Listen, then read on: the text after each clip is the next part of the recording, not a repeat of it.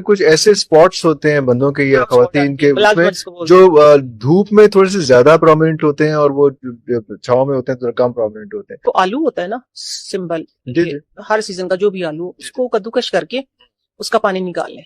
पानी निकाल के थोड़ी सी देर रखेंगे ना, वो लाल सा पानी बन जाएगा, तो उसको आपने स्ट्रेन कर लेना है, उसका स्टार्च अलग कर लें। दो चीजें हैं ये।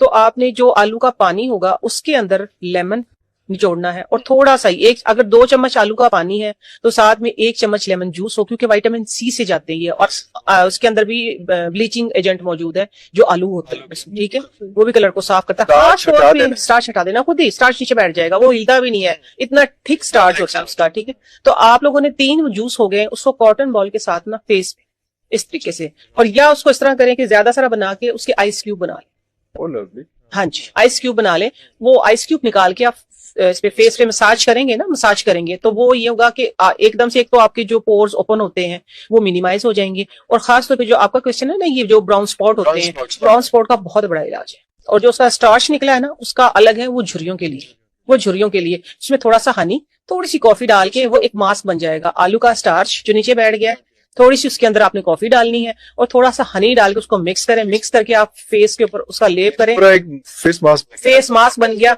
लेकिन जो पहले पानी है उसको लगा के आप काम शाम करें, ठीक है, आप इजी रहें। लेकिन जो ये एंटी एजिंग जो बन गया आपका फेस पैक, आलू का स्टार्च और हनी और कॉफी, वो लगा के आपने बात नहीं करनी, वो आपने लगा के तकरीबन आधा घंटा सीधा लेटना है, क्योंकि जो मसल्स हमारे टूटे हुए हैं ना, वो रिलैक्स होते हैं, वो जुड़ते हैं, कोलेजन बूस्ट करते हैं, एक्चुअली कोलेजन को बूस्ट करता है। तो वो आपने ये कि हनी जो है वो हाइड्रेट करता है स्किन को, जो आलू वो रंगत साफ भी करता है, और हमारे जो मसल्स है ना, जो हमारा कोलेजन खत्म हो